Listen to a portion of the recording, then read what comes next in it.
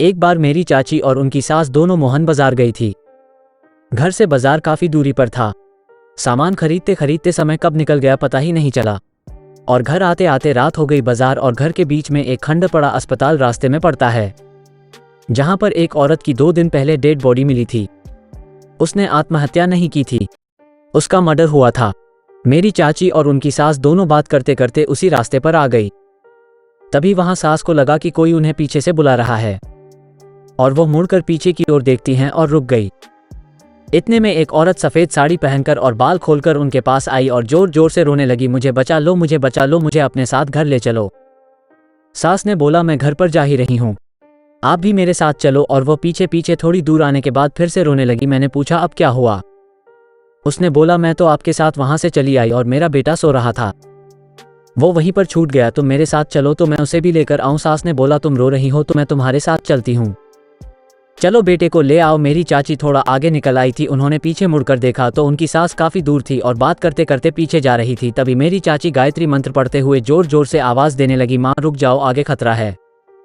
उत्तेजित होकर सास बोली कि मैं अपनी सहेली के साथ उसके बेटे को लेने जा रही हूँ। तब तो चाची के होश उड़ गए। फिर वो महामृत्युंजय का जाप करती हुई चाची बोली, मेरे साथ घर चलो। सास ने बोला, आज मैं बहुत खुश हूँ क्योंकि मेरे साथ मेरी सहेली और उसका बच्चा भी है।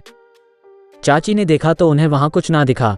वे अपने घर की तरफ दौड़ी और घर पे जाकर सबको बुलाकर ले आई और सास को बोला, माँ घर चलो। सास की आंखें लाल लाल और जुबान पर मानो आग जल रही है क्योंकि उनके अंदर आत्मा घुस चुकी थी। उसके बाद वे सास को किसी तांत्रिक के पास लेकर गए। जब तांत्रिक ने सास को देखा तो वो तुरंत समझ गया कि किसी आत्मा का साया है। उसके बाद तांत्रिक ने मंत्र पढ़ना शुरू ही किया था कि सास के अंदर जो आत्मा थी वो तांत्रिक के पैरों में गिर पड़ी। उसने बताया, मैं यहाँ किसी को नुकसान पहुंचाने नहीं आई हूँ।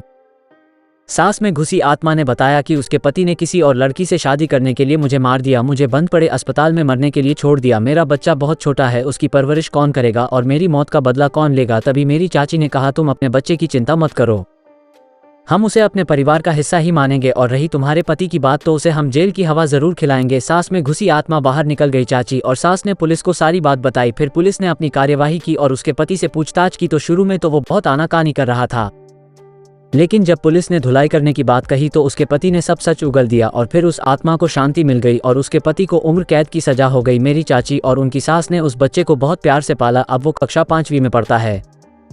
डिस्क्लेमर, ये कहानी एक काल्पनिक घटना के ऊपर है जिसका उद्देश्य केवल मनोरंजन है।